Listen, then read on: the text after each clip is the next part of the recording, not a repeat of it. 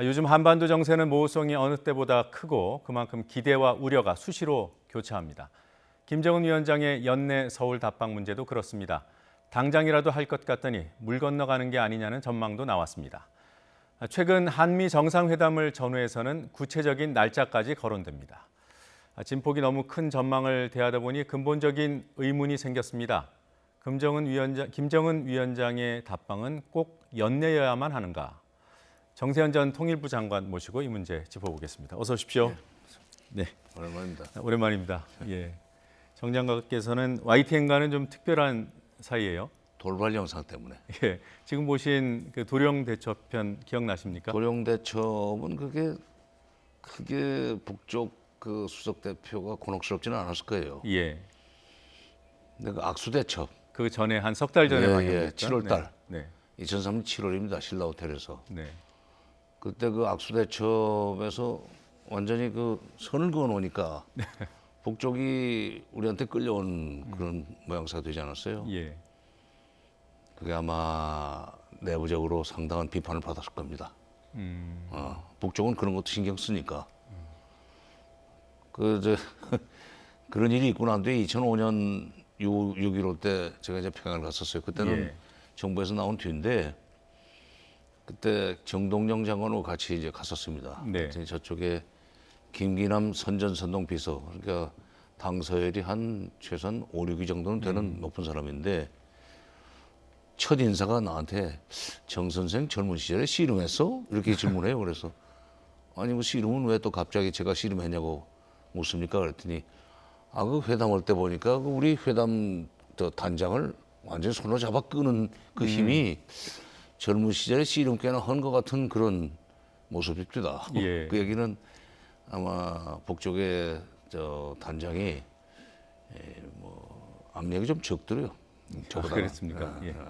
근데 끌려왔지. 근데 키는 정 장관님이 작았지만 힘은 셌다. 제가 팔씨름을 잘해요. 압력이 세. 예. 이 말씀 굳이 시청자 여러분들께 드리는 게 그만큼 민감하게 본다는 거죠. 이런 그럼요. 작은 행동 하나까지도. 네. 제가 앞머리에 잠깐 언급했습니다만 김정은 위원장의 답방 꼭 연내여야 합니까? 우선 첫째 금년 9월달 평양 정상회담 때 금년 중에 오겠다고 가급적 금년 중에 오겠다고 얘기를 하지 않았어요. 그걸 또 문 대통령이 공식적으로 발표를 했으니까 네. 우리 국민들이 그렇게 알고 있는 이상 자기가 한 말에 대한 책임을 진다는 의미에서 금년에 오는 것이 김정은 위원장의 앞으로의 그 국제적 위상이라고 그럴까 이미지에 도움이 되죠. 네. 뭐 내년에 와도 뭐 관계는 없어요. 그러나 금년에 오는 것이 여러 가지로 김정은 위원장한테는 도움이 될 겁니다. 미국한테도 그렇고 말하자면 그 사람은 말을 해놓고 행동에 옮기지 않는다는 딱지가 붙는 것보다 네. 뭐 비핵화도 그렇고 여러 가지 이 약속은 반드시 지킨다는 그런 메시지를 보내려면 금년에 오는 게 좋죠. 그리고 또 금년 중에 와서 문 대통령과 사전 조율을 좀 해야 내년 초에 있을 북미 정상회담에서 어떤 전략으로 나가야 될 것인지 감을 잡을 수 있을 거예요. 네. 예. 다녀간 뒤에 신년사 준비하는 게 여러모로 좋습니다. 그 사람들한테. 예. 그러니까 올해 안에 뭐 오지 않을 수도 있지만 오는 게 좋다. 우리한테 좋은 게 아니라 김정은 위원장한테 예, 좋아요. 그렇죠. 예. 예.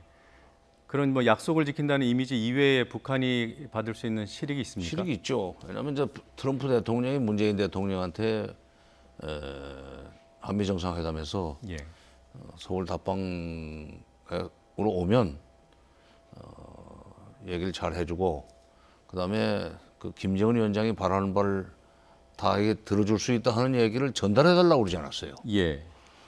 그러니까 트럼프 대통령이 김정은 위원장한테 보내는 메시지가 있어요. 지금 전부 문 대통령이 공개할 수 없으니까 좀 두루뭉실하게 표현했을 뿐이지만 김정은 위원장으로서는 어떤 전제 조건, 어떤 조건이 달린 그런 그 파격적인 제안이었는가 알아야 될 거 아닙니까? 예.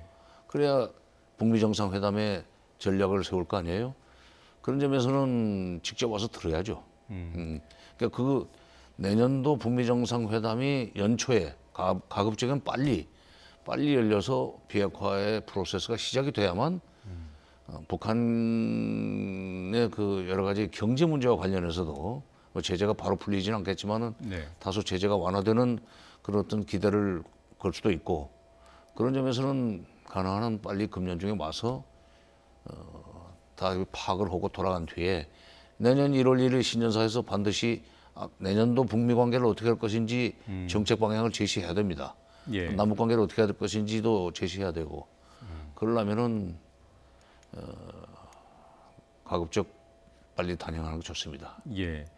저도 그게 궁금하더라고요. 그 문재인 대통령이 모든 것을 다 공개할 수는 없었을 것이고, 그럼 김정은 위원장이 와서 트럼프 대통령이 구체적으로 무슨 말을 했는지 확인해야 한다는 말씀이시잖아요. 그렇죠. 어떤 내용일까요?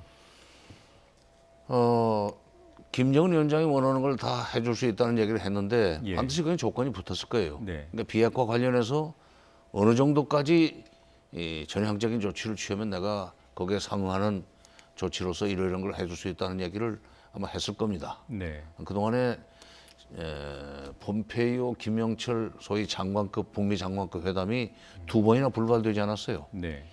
서로 그 사전 그 물밑 접촉 내지는 실무 접촉 과정에서 접점을 만들지 못했기 때문에 불발됐는데 네. 트럼프 대통령으로서는 내년 2월 달에 네. 이제 하원이 새로 출범을 합니다.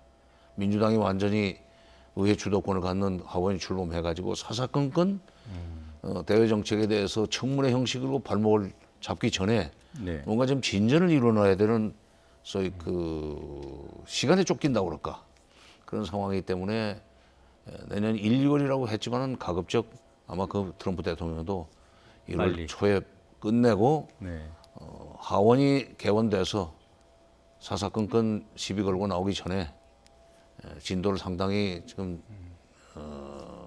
내고 싶다. 네. 그런 것을 정확하게 와서 문 대통령한테 설명도 듣고 또 트럼프 대통령의 여러 가지 메시지도 좀 제대로 해석을 받고 그러고 가야죠.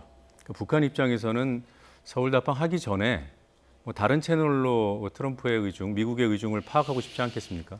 근데 그게 쉽지가 않을 거예요. 예. 그러니까 실무 접촉설도 있죠. 지금 앤드루 킴이 극비에 그 한국에 들어와가지고 북한의 누군가를 판문점 쪽에서 만난 것 같다는 얘기도 있지만 네. 그 선에서 그 앤드루 킴 정도가 할 수 있는 얘기와 직접 트럼프 대통령으로부터 들은 문 대통령이 김정은 위원장한테 해줄 수 있는 얘기의 격이 다르죠. 네. 네.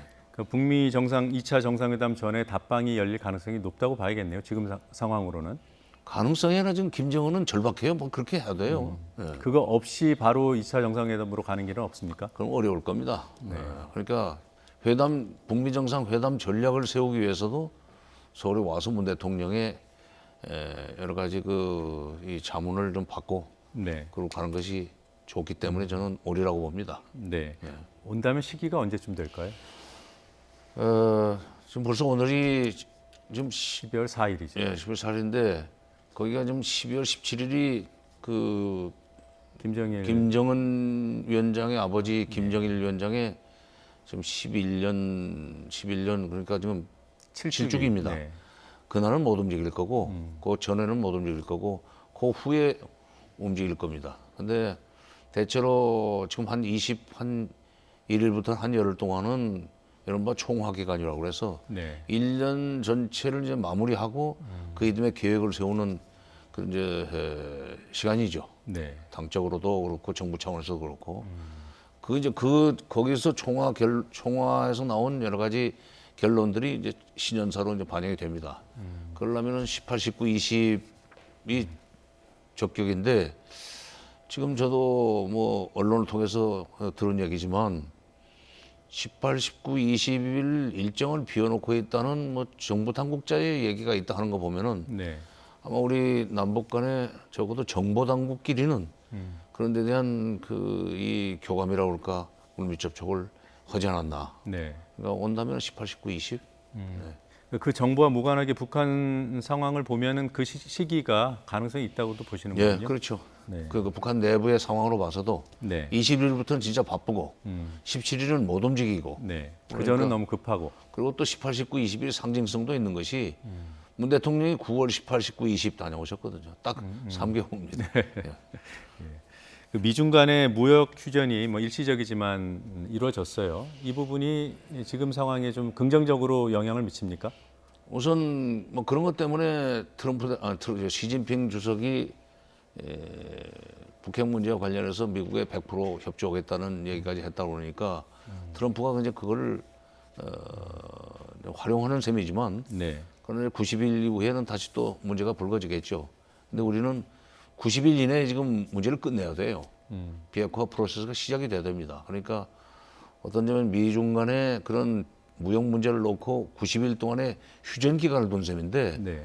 그리고 그 휴전 기간 중에는 시진핑 중국이 미국의 여러 가지 그 협조적으로 나가겠다는 얘기를 한 만큼 그 90일 동안에 남북 정상회담도 하고 네. 또 북미 정상회담도 시작을 시키고 네. 그래서 북미 정상회담에서 비핵화 관련된 여러 가지 구체적인 합의가 대통령 정상 간에도 합의가 이루어지도록 좀 재촉을 할 필요가 있습니다. 네. 그러니까 근본적으로 보면은 미국이 북한하고 관계를 개선할 실익이 과연 있는가? 그러니까 중국을 이렇게 해주는 게 아닌가? 뭐 쉬운 말로 북한 풀어줬더니 뭐 중국 편만 든다. 이런 우려가 미국 내에서 나올 수 있지 않습니까? 북한이 이렇게 중국 편을 들 그런 처지는 아니고 예. 북한과 중국 사이의 관계는 생각보다 훨씬 좀 복잡합니다. 간단치가 않아요. 예. 북한의 중국에 대한 경계심이 우선 강하고 그렇다고 해서 중국이 무조건 대국이니까 찍어 누르려고 하는 것도 아니고 예. 오히려 북미 관계가 개선되면은 중국으로서는 좀 상대적으로 좀 뭐 불리할 수는 있죠. 그러나 지금 그 중국으로서는 그런 문제를 가지고 북미 관계 개선을 견제할 틈은 없습니다. 왜냐하면 예. 남중국해 문제 때문에 지금 미중 간의 소위 세력 싸움이 지금 남중국해 쪽으로 옮겨지지 않았어요. 예. 한반도에서 그쪽으로 옮겨졌습니다. 그러니까 거기에 지금 올인해야 되기 때문에 차라리 북핵 문제는 빨리 트럼프와 협조해가지고 빨리 마무리하고 예. 1대1로 사업을 본격적으로 추진하기 위해서는 좀 남중국해 문제에서 지금 미국과 뭐 기싸움을 하든지 힘겨루기를 하든지 해가지고 그걸 타고 넘어야 돼요. 네. 힘을 그쪽에다 몰아야죠. 네. 그러면서 이쪽에 북한의 비핵화 문제와 관련해서는 중국이 미국에 협조를 할 수 있고 우리도 그걸 활용해서 한중 관계를 잘 관리할 필요가 있다고 봅니다. 예, 알겠습니다. 시간이 다 돼서 이 정도로 마무리하겠습니다. 고맙습니다. 네.